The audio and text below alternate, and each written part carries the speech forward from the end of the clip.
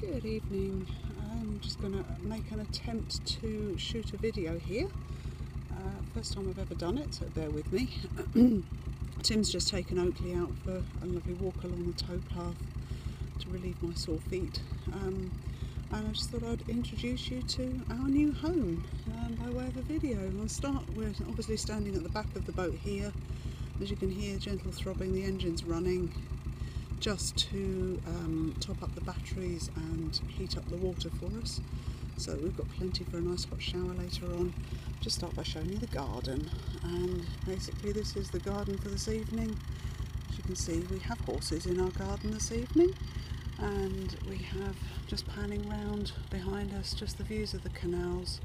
Beautiful sunny evening after a really lovely day, and it's about 7 o'clock in the evening in April, so obviously it's beginning to show us some fairly long shadows, but absolutely gorgeous. So that's opposite the canal, and then coming around here we've just got hedges. The other side of these hedges is a golf course, and this is the view along the towpath. So I'll just take you along. This may be a bit wobbly because I can't see where I'm going and look at the screen at the same time, but this is Narrowboat Sola Gratia. The name is Latin and it means only by grace. And there is a story behind that. If you look on the Sola Gratia Facebook page, it is on there. And as you can see, she's dark midnight blue and a very dark burgundy red, which is the original colours of Black Prince, which is the hire boat company who originally had her built. And one day we will have her repainted, but not just yet. I'm just coming to the front, or the bow, or the pointy end, or whatever you like to call it, and as you can see, there's our mascot giant rubber duck, bath duck, yellow duck there. We've got a nice new set of ropes in red, white and blue, nice and bright so that they're visible, and there's a strange kind of looking dull red patch on the side of the hole there. That's where the previous owners to us had cut a hatch in so that they could bring a motorbike on board, and we've had that welded up on the insistence of the safety inspector. And that red colour is the red oxide paint, or I think it's iron oxide or something like that, something technical, which has been put on. That's kind of the waterproofing coat, and we're yet to have the whole thing repainted. I'm just climbing on board now, which might give it a bit of a wobble. Just panning round to the inside of the deck, and as you can see, there's a kind of creamy coloured moon shaped piece of timber there, which the duck is sitting on top of. Underneath that are the gas bottles, and then panning round and looking down into the deck, there's a locker either side with a wooden top on, and those lockers contain all sorts, from bags of coal to the anchor to the tools to moor up with. The water filling point is underneath this one, this side, and underneath the main deck, which actually looks a bit scruffy at the moment, it's a little bit muddy because the towpaths are still a bit muddy. The whole of the underside of the deck is water tank, so we carry a huge amount of water on board, which is brilliant. We can go 3 or 4 days with showering and washing up and everything, and not worry about refilling. And we then we have the front of the boat, double glazed front doors and windows either side, and just looking up you'll see we've got 2 chimneys, and the reason for that is you have the tall one, which is actually on the chimney pot at the moment, and that's for when you're moored up and you want the fire to draw and be really efficient. The little one is for fitting under bridges when you're actually cruising along.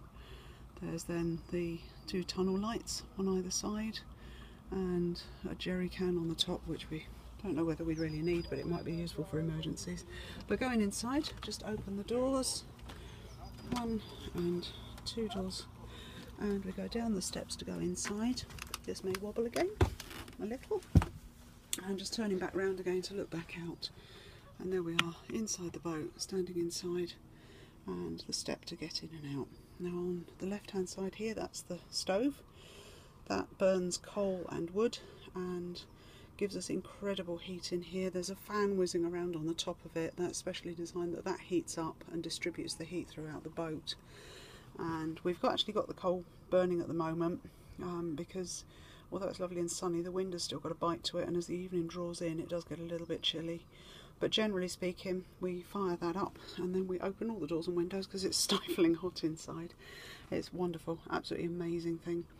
And then coming round to the other side of the steps, we've got a storage unit which has got a built-in radio CD player, and that's our computer printer on top of it, all mod cons. And then coming down, the most important bed in the house, Oakley's, and that's his plastic bed with his cosy duvets and his beddy bear and his box of toys beside.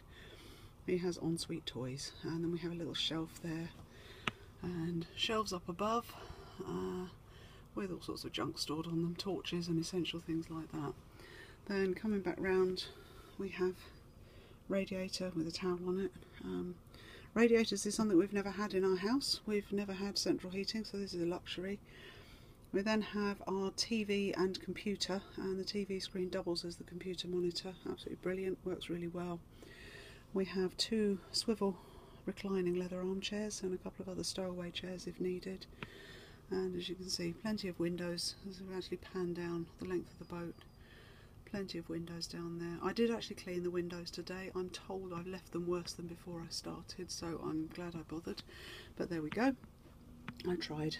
Red carpet throughout, so everybody's treated as royalty on here. And just coming down, we're coming towards the galley, or the kitchen, whichever you like to call it, which is absolutely minute.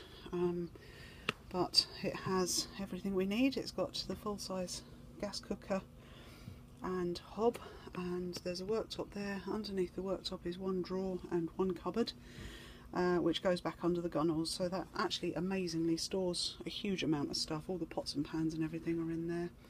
Then there's a little shelving unit under the gunnels which stores all sorts of bits and pieces of my food stuff. And then coming to the other side, we've got the sink and drainer, and underneath that is a normal fridge and another small cupboard. And above there's shelving, 1, 2, 3 shelves that come round the corner for the plates and pots and pans and mugs and tea and coffee and important things like that, and all the utensils up on the wall. So very efficient use of space. It's amazing. It's really tiny galley. As you can see, there's only enough room for 1 doormat in there, so that's just 1 cupboard size. There's only room for 1 person, but it really is a TARDIS. It's incredible how much stuff has been stored away in there. Then we come round, going down the boat on the side here, which is the back of the upright of the kitchen. There's more storage built in there, little shelves tucked in, and we come down to our bedroom, and we have a tall wardrobe there and another little cupboard above the bed, and the full-size double bed, or not quite full-size, it's actually 4 foot wide, the double bed, complete with cuddly hippo on top, and with our very staid and subdued duvet on it. Very bright, vivid rainbow colours. Kind of fits with the canal community because it's a very colourful community. It's meant to be that way. Doesn't really go with the curtains as they are at the moment, but we will change those eventually. And above the bed there's 2 reading lights and a little cubby hole with the alarm clock in there. Not that we use an alarm clock, but it's there. And we have another window and the radiator below and a towel rail. And coming through here, we then come to another small radiator. We're now in the corridor by the bathroom door. I'll open the bathroom door and we go in there, and everything we need really. We have a loo, flushing loo, we have a wash basin, bathroom cabinet up on the wall, and another mirror, the window, the shower cubicle, which is not very easy to see with using this, but it's just a standard shower cubicle. And then a whole load of shelving beside it. Amazing amount of storage space stowed into the bathroom. We come back out of there, we have another built-in cupboard which is full of shelving, floor to ceiling, absolutely wonderful. And we then come to the back bedroom, back cabin, which at the moment is an absolute mess because it's full of all sorts of musical instruments and other stuff that we've stowed away. That will eventually find a home, but there's a couple of shelves up there. Very important container there, dog food. And then a window either side, and at the moment it's in the configuration that there's 2 single beds, one either side, they can be pushed together to make a double, and I'm assured that they're very comfortable.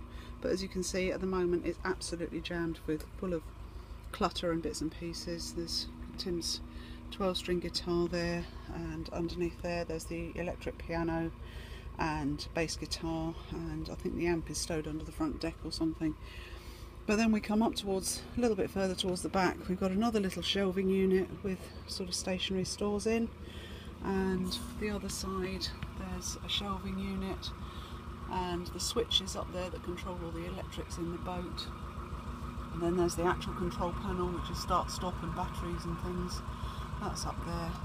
And Tim's toolkit on a shelf below that. Under that there's the electric machines that generate the electricity for on board the boat, and a bit of storage with that, but we can't store too much in there because that gets quite hot, those units, so we have to be careful. Another wardrobe here, and an airing cupboard actually tucked in, and underneath the shelf there is the hot water tank, which supplies absolutely boiling water, absolutely amazing. And then just stepping back a bit, we've got 1, 2, 3 steps and up onto the back deck, and this is the view as we go up onto the back deck. And this is the driving seat, as it were, and there's what they call a taff rail running all the way around to keep you safe, stop you falling off the back, which is quite nice. It's a big cruiser stern. There's the driving kind of accelerator, if you like. Push it forward to go forward, back to go back. There's no brakes on a boat because it doesn't work that way. And then there's this long arm sticking up with a little duck on it and a light hanging underneath. That's called the tiller, and that's basically the steering wheel. And that is how you drive a boat, and that's all there is to it. And now I'm just standing up on the back deck, and we look back down the full length of the boat. There's the sliding hatch on the roof there which closes over, and the doors which close as well to make it cosy inside. And down the full length of the boat, and that is our home.